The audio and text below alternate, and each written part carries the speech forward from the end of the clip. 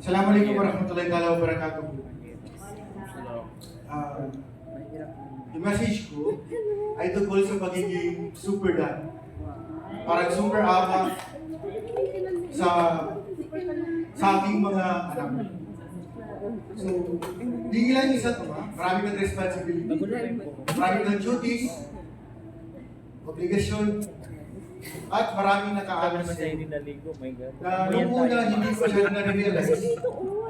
Kasi nakikita yung father ko rin kasi mahirap i-compare sa akin kasi mas super yung tatay ko sa akin.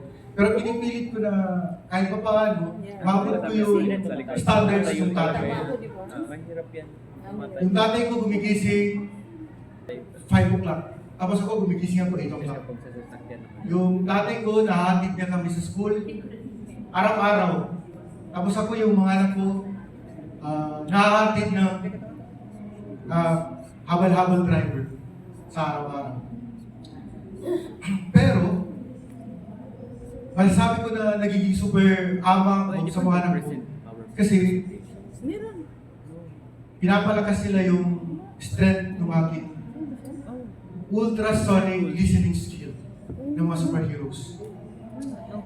Kasi konting sinasabi ng anak ko, narinig ko yun. Sinabi niya, pabulong lang. Ay, si Mama niya, niya kamaya. Small whispers, kahit malayo narinig ko, tapos nalalapitan ko, para tanongin ko, ano yan? Then yung anak ko rin, sa mga anak ko, pagkasama ko sila, nagkakaroon ako ng senses ni Spider-Man. Kasi kahit marami sila nakapaligid sa akin, nararamdaman ko na ito may gagawin ito. May instinct ka na ito gagawin niya ito, tatalo nito in 5, 4, 3, nangyari na nga tumalo. Pagkasama mo yung anak mo, nagkakaroon ka ng super strength. Parang si Superman. Bakit? Kasi hindi nauubusan ng energy yung anak mo. Parang ikaw, dapat hindi ka rin mauubusan ng energy. Kung kaya niyang tumakbo ng 1 kilometer, hahabulin mo siya. Kung kaya niyang lumangoy, parang si Aquaman, dapat marunong ka rin lumangoy. At dapat, lagi mong nasa sense na in 5, 4, 3, 2, 1, may mangyayari.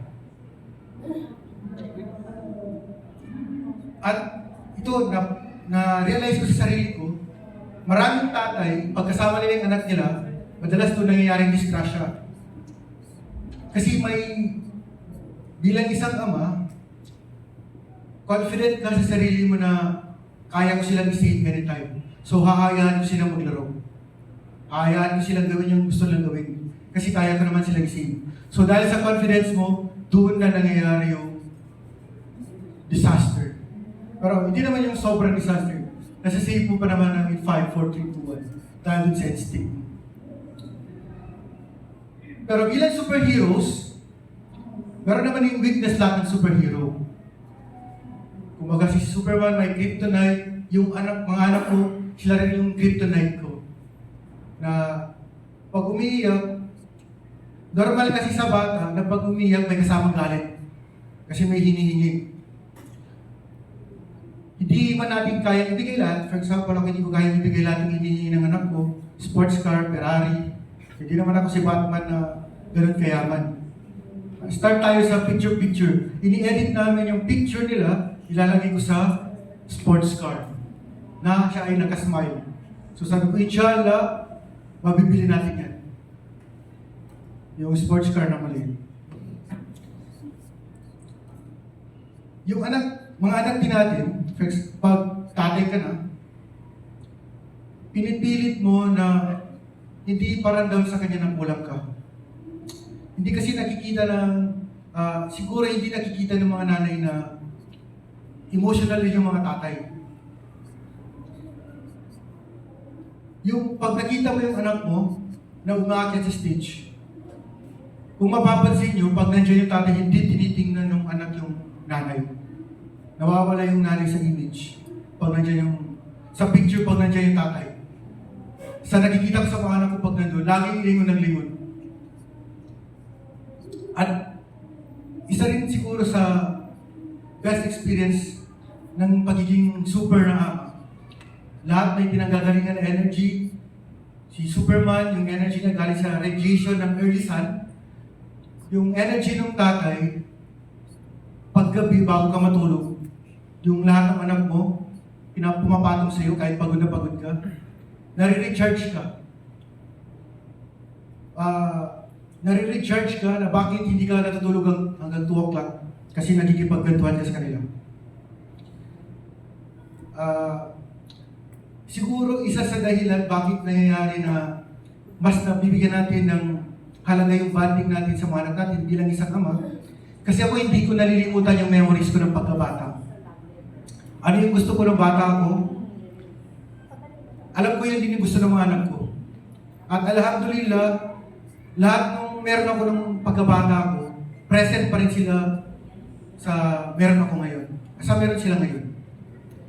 And lastly, yung mga super na ama,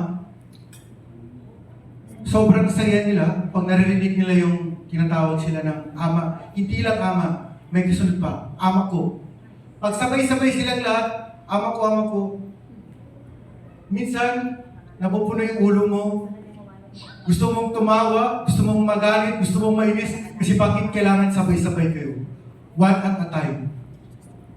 Pero lahat nun, yung mga anak ko yung dahilan kung bakit ako masaya.